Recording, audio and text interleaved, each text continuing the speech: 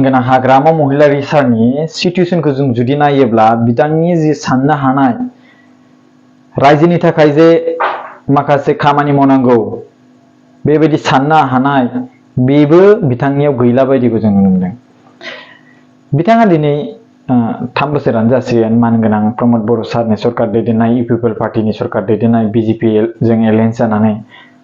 3 बोसोरानो जानो थांगासिनो दं। नाथाय बिथाङा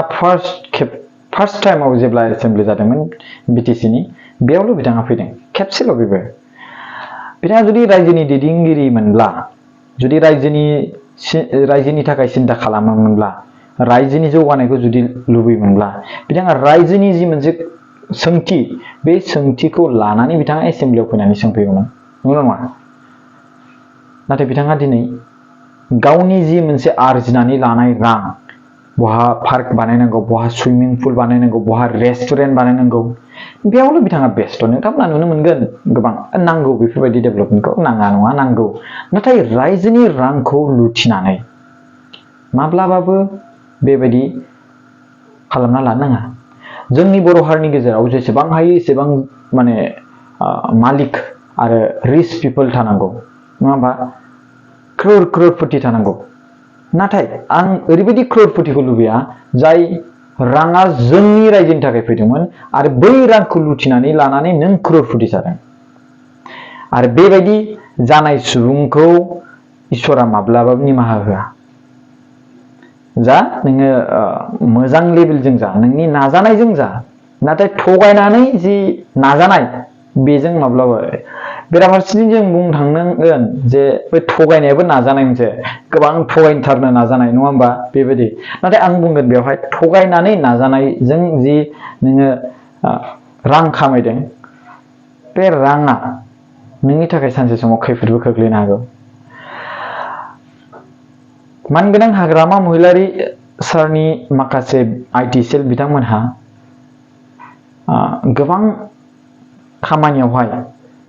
माने बिथांमोननि दैदेनगिरिफोरखौ मा होनदों गोजोन होनो थाखाय गोबां माने मुभमेन्ट्सनि दैदेनगिरि बिथांमोनखौ लाजिफोनाङो। जेरै हमना ला एनडिबिनिफ्राय जोंहा मानगोनां गबिन्द चन्द्र बसुमतारी सार, बिथाङा दा डिप्युटि चिफ हिसाबै दं बिटिआरनि, नङा होमबा? दा बिथांखौ ओरैबायदि गाज्रि एलिगेसन होयो, दाख्लै बावहाय पस्ट खालामनानै लाजिफोनांबाय।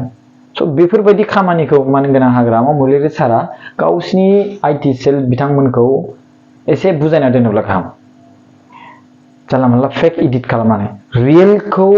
आपल'ड खालाम, रियेलखौ भाइरेल खालामनायावहाय खुनु आपत्ति गैया। नाथाय फेक आरो नंखाय इनफरमेसन लानानै आरो सासपेक्टजों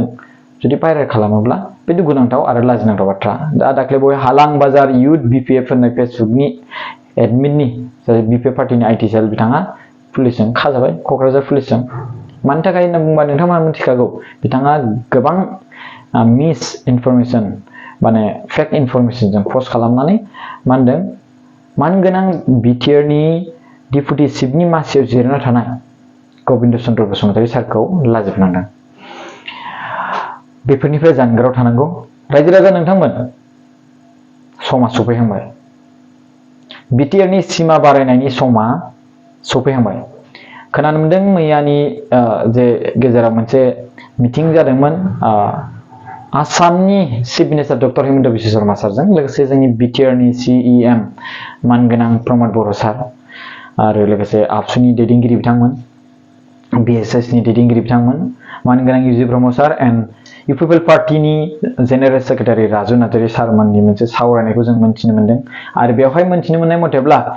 आसामनि chief minister doctor Himanta Biswa Sharma सारा खोथा होदों जे सेप्तेम्बर दानसोनि गेजेराव बिटिआरनि एबा बिटिआर एकटनि दारै जे मोनसे गामि सोसननाय, बे गामि सोसननायनि सनितपुर आरो बिश्वनाथ जे गह'पुरसिम थांनायनि मोनसे गामि सोसननायनि नटिफिकेसनखौ सेप्तेम्बर दानाव होनो हागौ होननानै बे बाथ्राखौ खोथाखौ होदों। दा बे सेप्तेम्बर दानाव जुदि जायोब्ला जों बर' हारिनि थाखाय गोबां गोजोनथाव खौरां। जाय मानसिफ्रा मानगोनां प्रमद बर' सारनि दैदेननाय सरकारखौ बखिदोंमोन, आबसुनि दैदेनगिरि बिथांमोनखौ बखिदोंमोन, बिथांमोना एबार नैबे सेप्तेम्बर दाननि गेजेराव जुदि सिमाया बारायनाय जायोब्ला फिननायखौ मोनगोन। सिमाया जुदि जेब्ला बारायो अब्ला नोंथांमोना बेखौ मिथिखादो, हाग्रामा महिलारि सारनि सरकार खुंथाय खुंनाया फर लाइफ टाइम जानो हागौदां आं बेखौ बुङा बा 10 बोसोर 20 बोसोर 15 बोसोरखौनो हमना ला माने बिथांनि सरकार खुंथाया थाद'नो हागौदां खिन्थु मानो थाद'नो हानांगौ होनना बुङो आङो बिथाङा जे बुंदोंमोन जे बिटिआर एकर्डनि इमप्लिमेन्ट खालामनाया आंनि रेसपन्सिबिलिटि नङा आरो आं खालामा बिथाङा जेब्ला सरकार माने दैदेनगौमोन आरोना बे समावहाय आरो मोनसे खोथा बेनो बिथाङा सनितपुर आरो बिश्वनाथ गहपुरसिमनिफ्राय जि समस्ति जागोन बिनिफ्राय बिथाङा भट मोननानै देरहानो हानाय नंखाया मानो होनोब्ला बिथाङा जि बुंबाय बेखौहाय सनितपुर आरो बिश्वनाथ गहपुरनि रायजो राजाफ्रा निमाहा होनाय नङा जे बिटिआर एकर्डआ स्पेसियेलि गामि सोसननायाव सनितपुर आरो बिश्वनाथ आरो मा होनदों गहपुरसिम थैहाब थांहाबनि रायजो राजाफोरनि मोनसे आसा दंमोन आरो बे आसाखौ बिथाङा सिफायनो नाजानाय बा आंहा रेसपन्सिबिलिटि गैया बेबायदि बाथ्रा बुंदों बैनि थाखाय बिथाङा बेखौ गोसोआव लाखिया सनितपुर आरो बिश्वनाथ आरो गहपुरसिमहालागै जुदि समस्ति बारायोब्ला बिथाङा बे जायगाथिंथ' देरहानो हानाय नंखाया बे मोनसे हिसाबजों नोजोर होयो नाथाय राजखान्थिसो नङा होमबा मा जायो बेखौ जों मिथिया खिन्थु रायजो राजाफोरनिफ्राय बिथाङा भट मोनगोना गोबां आसा खम जोंनि बर' हारिनि सिमां बे सिमा बारायखांनानै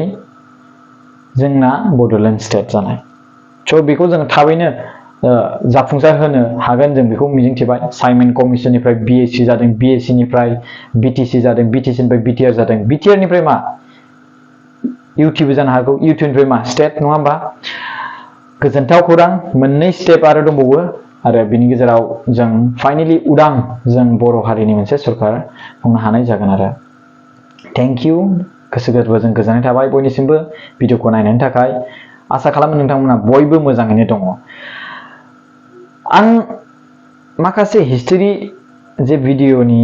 नोंथांमोना नुदोंना हिस्टरि कालेक्ट खालामनाय मानो गोनां सोद्रोमाफोरनि जे माखासे खोथाफोरखौ खोनायोब्ला गोबां गोदोनि हिस्टरि बर' हिस्टरि बेफोरखौ खोथाखौ खोनायोब्ला गोबां गोसोआ गोजोननाय मोनो नोंथांमोना अननानै आङो मोनसे डिसक्रिपसन होगोन बेयाव थांनानै बे भिडिअखौ नाय गोबां मोजां हिस्टरि मानगोनां जोंहा आगुनि फर्मार आबसु लिडार एबा फाउन्डिं मेम्बारबो होनजायो जेब्ला आबसुखौ सोरजिदोंमोन अब्ला बिथांमोनहानो आरो जेब्ला आबसुनि अल बड' स्टुडेन्ट इउनियननि सिगां गवालपारा बड' स्टुडेन्ट इउनियन दंमोन जाहैदों बा गवालपारा बड' स्टुडेन्ट इउनियन मुङा सिगांग्रो बर' हारिनि स्टुडेन्ट महरै फार्स्ट सोरजिजानाय बिनिफ्राय सेकेन्ड अल बड' स्टुडेन्ट इउनियन स' बे समावनो मानगोनां सुभाष चन्द्र बसुमतारी सारा लोब्बा दंमोन आरो एक्सुवेलि बिथाङा आंखौ आबौ लेंनो थिनदों आबौबो होनजाबाय स' लोब्बा दंमोन होनबा बिथाङा बै समावनो माने फाउन्डिं मेम्बारावबो गोग्लैफायो बिथांनिफ्राय गोबां खोथाखौ खोनानो मोनदों नोंथांमोना बे डिसक्रिपसनाव थांनानै भिडिअखौ नायनो हागोन आरो आं कमेन्ट सेक्सनाव आं लिंकखौ होनो हागोन नायनो हागोन नोंथांमोना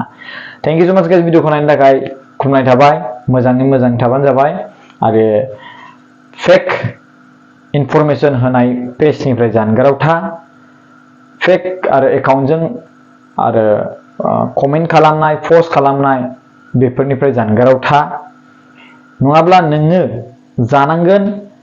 मानगोनां सासे मा होनदों बिपिएफ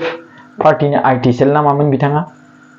मा होनदों हालां बाजार इउथ बिपिएफ सामलायगिरि पिंकु ब्रह्म बायदि